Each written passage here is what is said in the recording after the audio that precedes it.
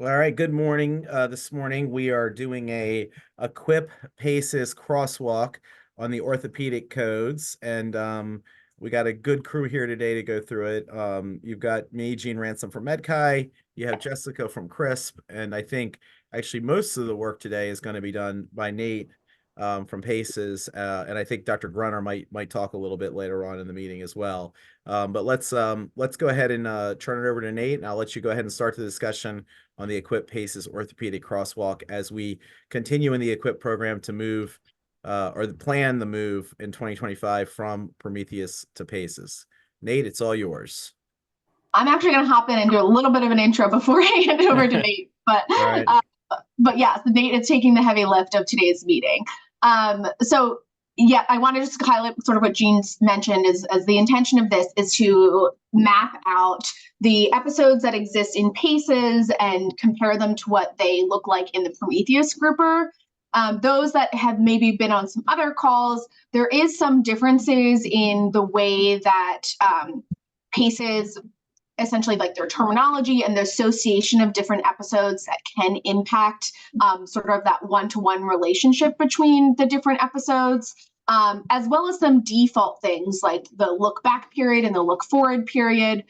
Certainly, we've seen a lot of similarity. I think for many of our procedure-based episodes, and you'll probably get more detail here, it does seem pretty straightforward, but there are some ones, particularly some of the spine procedures, which we'll talk about, and Dr. Grunner has actually been helping with the PACES team as well on that, where I think this stakeholder feedback and things like that are vital for us to kind of hear and make some of those decisions as we move forward. Additionally, Nate is going to highlight some high-level numbers as far as like what the total savings and things like that would be in the different episodes. Each unique entity may see some variation within that. So just kind of keep this in mind. Again, we're looking at this sort of at a big picture and really want to make sure that stakeholders feel comfortable with the PACES groupers. If there are questions as far as, what's included, what's excluded, we're going to be sharing some playbooks with you all to help with some of those codes. But again, just kind of getting a sense of that. So I'll turn it over to Nate. I think he's going to go through some high-level slides and then really kind of queue up maybe some discussion points for us to get your all's feedback as we hopefully move forward and implement the PACES episodes. So Nate, I'll hand it over to you. Sounds good. And again, this is really intended to be a discussion. So we'll go through a couple of numbers, but as Jessica indicated, a lot of for the episodes that are currently offered in the orthopedic space, it is a pretty straightforward translation and the definitions are pretty similar. So I think this will be a more straightforward conversation than for some of our other clinical domains. So for those of you who are on the previous call or who have been on some of the other demonstrations that we've done, again, we've modeled out all of the episodes for EQIP entities participating in Performance Year 1, as well as episodes across the state. For those of you who haven't been able to make those calls, the general consensus is that the total savings numbers under the two different systems are substantively similar. I will remark that if anything, we actually see some increased demonstrated savings for the most part in these orthopedic episodes. And it does look like that is due in part to greater inclusion of services. So we've got a bigger denominator to work with. And so a bigger numerator as a result. But again, for the most part, those entities who have been demonstrating savings under the program right now, we're seeing that same pattern continue. And most of the variation in the actual savings numbers is for those entities who are right on the cusp of the minimum savings threshold, since being above or below that can obviously result in a bigger change in the program performance than the absolute numbers would otherwise indicate. All of these slides will be available after the fact. Again, a big reason we're doing this is just to provide documentation and put materials out there for review and discussion. This slide just kind of highlights at a high level the Performance Year 1 episodes and the total volume and average target price for entities participating in the first performance year. A couple of notes, and again, once we get into the discussion, Dr. Grunner might have some additional commentary since he's certainly more qualified to speak on this than I can. But you'll note that for hip replacement and revision, the volume goes up a little bit, as does the target price under PACES, and then correspondingly, the hip and pelvic fracture volume goes down a little bit, and the target price also decreases. That does have to do with a shift as to certain edge cases, whether those hip fracture cases get included in the replacement episode or the fracture episode. Again, as a percentage, not a huge volume of cases, but just something that we did want to highlight since we do know that topic gets a lot of attention and something that we can provide more information on moving forward. One of the biggest questions here is going to be, just what additional information will be helpful for participants in understanding the new system and communicating that to their providers. A lot of the other episodes, knee arthroscopy, knee replacement, shoulder replacement, we're seeing pretty similar values across the systems. Again, you'll see slightly higher target prices across the board here, and that is largely due just to a greater inclusion of services across the board. Again, not significant, but noticeable. And of course, as more services get included, that's going to increase your average cost for the episode, but it's also going to increase the target price for the episode. As we've mentioned previously, the biggest kind of point for evaluation right now in the orthopedic space is the lumbar procedures. PACES does have, or Prometheus does have 2 fairly specific episodes for this area. We've offered laminectomy and spinal fusion with a very different cost profile. Right now, the way that the current PACES episode is set up, it's for lumbar and sacral surgery. I believe that it is much more encompassing. So you can see the big increase in episode volume. And because of that blend, the target price, you can see, does fall kind of in the middle between where these 2 existing episodes are. Now, I will say that PACES is working on revising this based on feedback, and they are going to provide greater breakout for these episodes. And as soon as we have more information on what exactly that looks like, we'll be running the numbers and we'll make that available. But did want to highlight that that will be something that we'll have more information on probably in the coming weeks. And we will follow up on it. But one of kind of the general topics of these meetings with the specialty societies has just been getting feedback on perception of the way that the episodes are grouped, the way that things are included, and making sure that we understand, where there are questions or concerns or just observations that can help us make sure that we're making the right policy decisions if and where any policy modifications are needed to ensure a smooth transition. As Jessica indicated, most of these episodes have fairly similar parameters between the 2 systems. Again, it's just kind of a change in terminology. So for Prometheus, where you see this 30-day look back and a 90-day episode length, that does result in a total of 120-day global period. The terminology here on the PACES side is just a little bit different. So these are for the hip replacement episode, they are both 90-day episodes with a 30-day look back. So you've got 120 days total included in that. The 2 places where there is variation is the fracture episode. The PACES definition is in line with some of the other acute and procedural episodes, so it is a bit longer and a bit more inclusive. And again, we've got the different definitions for these lumbar procedures where we'll be seeing additional breakouts in the future. But as of right now, I would assume that the parameters for any breakout episodes will probably be substantively similar to the ones that we're seeing here. Again, unless there's resource clinical reasons that the PACES team sees for making additional differentiation. They do, as a general rule, try to adhere to certain standards just for consistency across episodes and make those variances where there is a strong rationale for doing so. Now, we do have the possibility of tweaking these parameters. It's one of the nice things about the grouper. But again, especially for the first year, the state's trying to avoid making wholesale modifications to the system before we get some experience using it in its kind of designed default mode.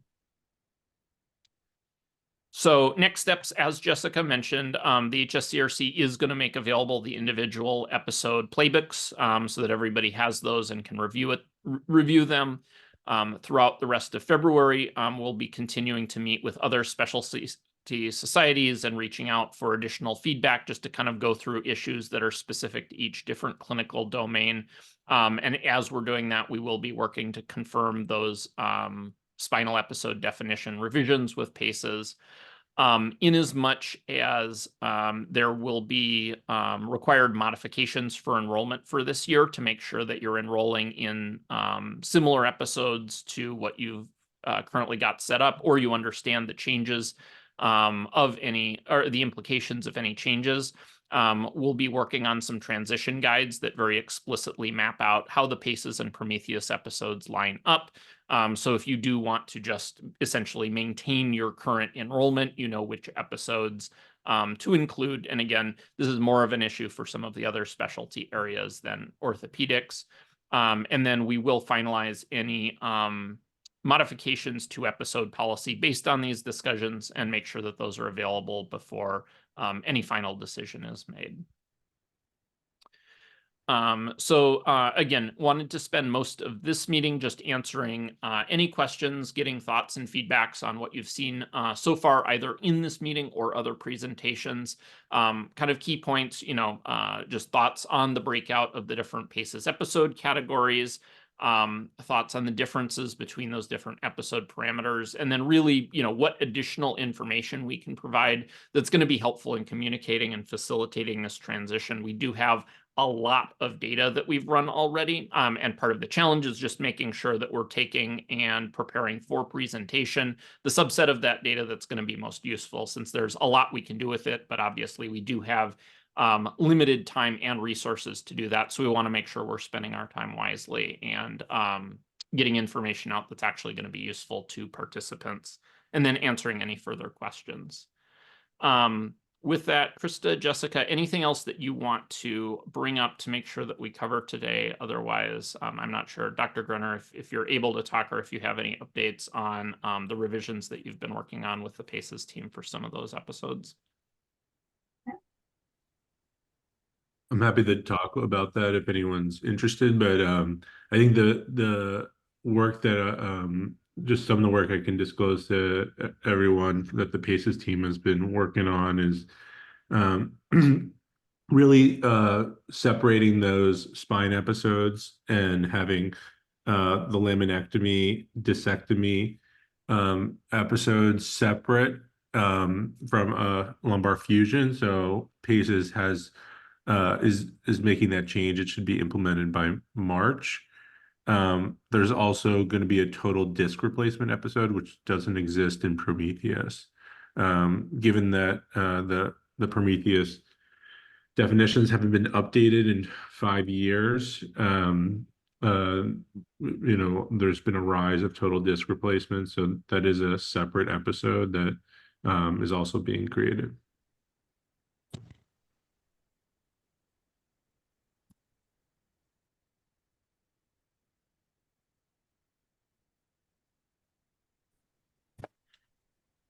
So again, thanks, Everett. I think just to be transparent, we will move forward with using the default PACEs lengths and parameters unless we hear any otherwise from team members. So just keep that in mind.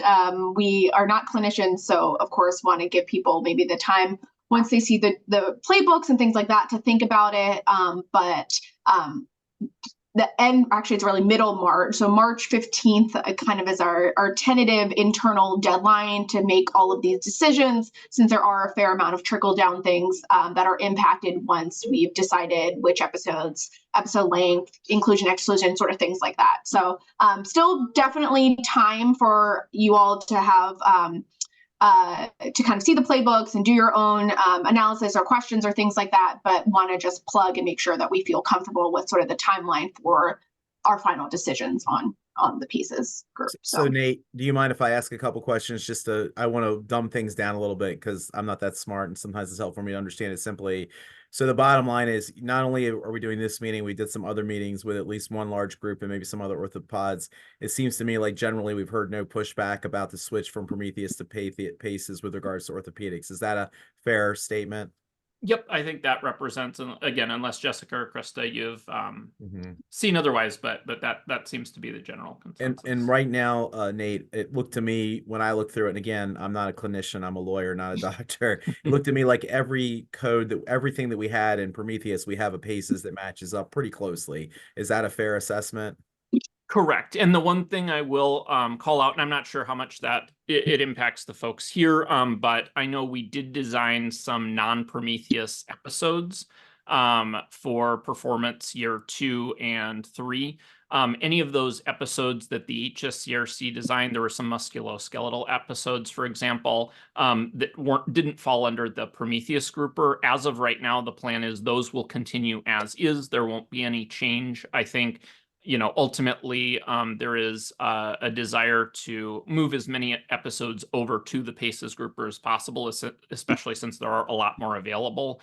But given that, you know, for this year, there's a big enough lift to get from Prometheus to PACES, any of those custom episodes will remain the same between the two, and it will just be the Prometheus episode definitions that we'll be replacing with the PACES ones. All right, so that actually you anticipated my next question with that. So that's how we're handling that. Are there any, so I guess my next question then would be, are there any PACES orthopedic episodes that we're considering adding we didn't have before? Or do you need any clinical help for any of those that are not quite done to get them done? What is your thought on that?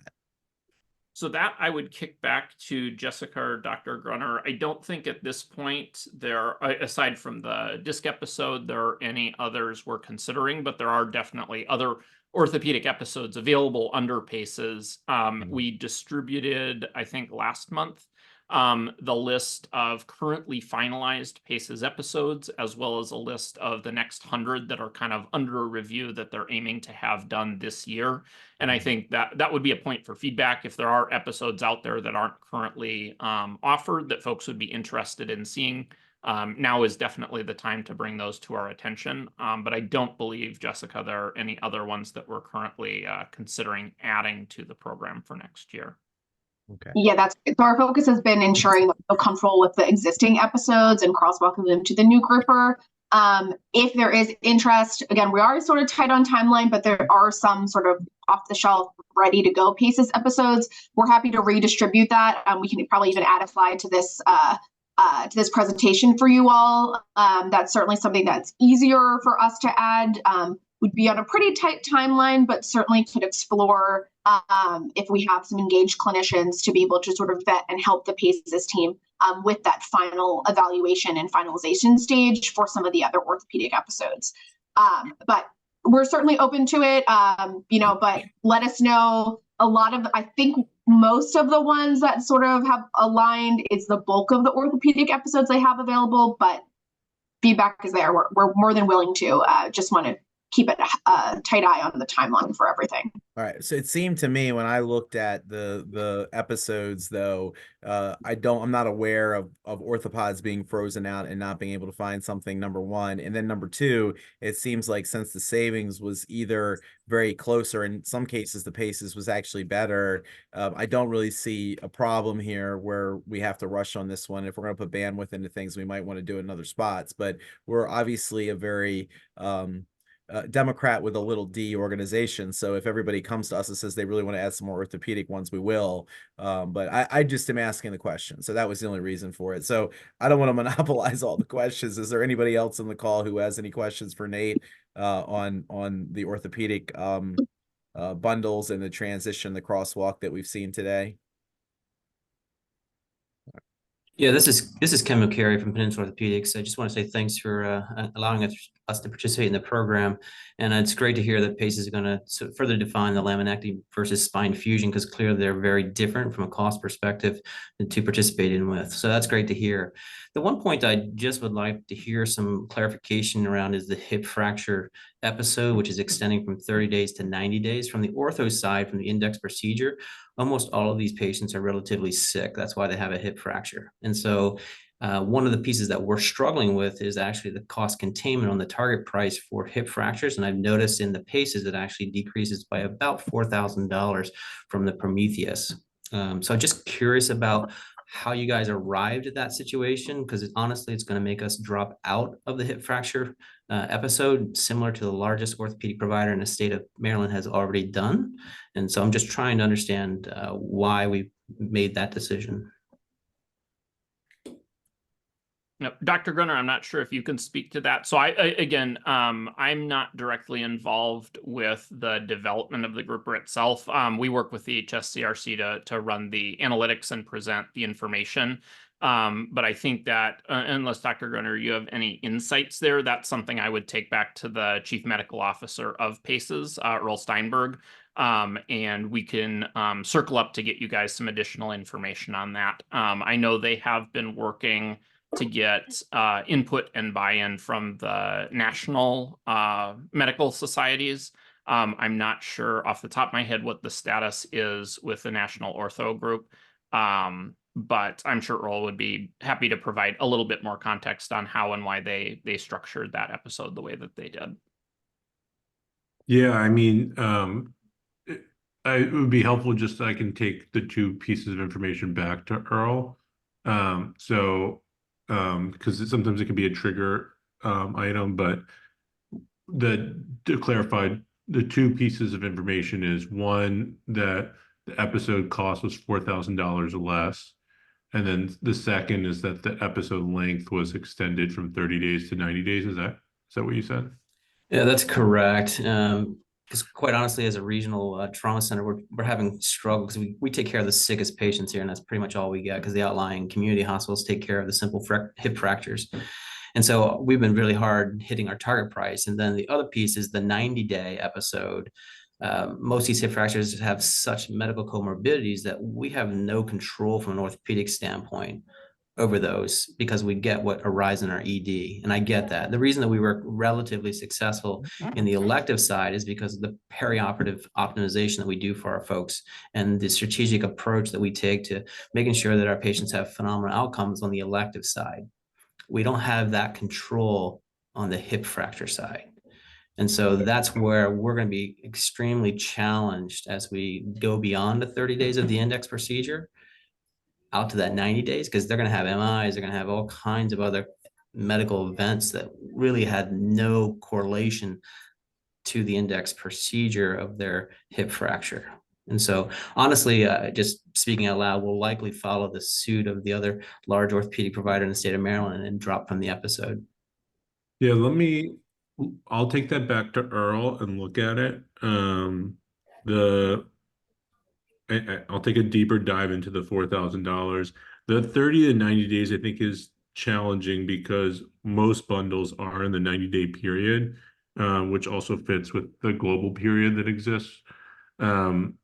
So I think that might be challenging, but I'll take a look at and that and get back to you.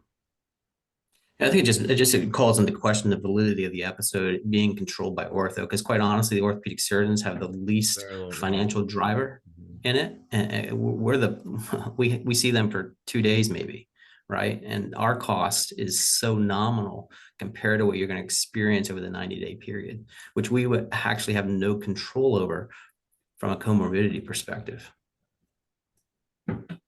So, Mr. Carey, I know you're one of the practitioners at Peninsula Ortho. If you dropped hip, you wouldn't lose any practitioners from EQIP, right?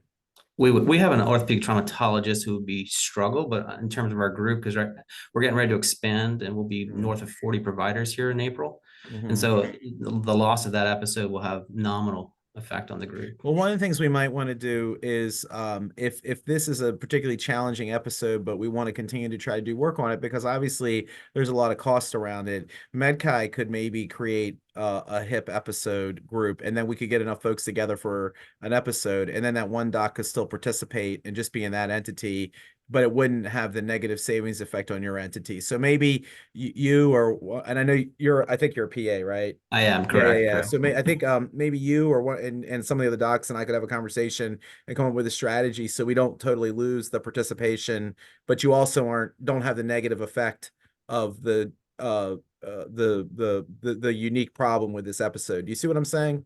I absolutely do. I'm Yeah. just for clarification, I am a PA, but no longer practicing. I'm the CEO of our practice now. Yeah. Oh, okay. So I thought you still saw patients. I didn't realize. I don't. Unfortunately, that my life as a CEO is a little bit busy now, and I don't have the No. I opportunity to see understand that patients. anyway. Well, maybe you and I can have a discussion because that way we won't lose well, we can have a discussion offline separate from this because that might be a good strategy. And frankly, we can probably talk to Maryland and some of the other trauma places where they might have a similar situation. We can think of those docs, and then we can continue to do good work around making sure that we're trying to save money and do a better job with those cases and have them have the benefits of still participating in the program, if that makes sense. It definitely does, for Okay. sure.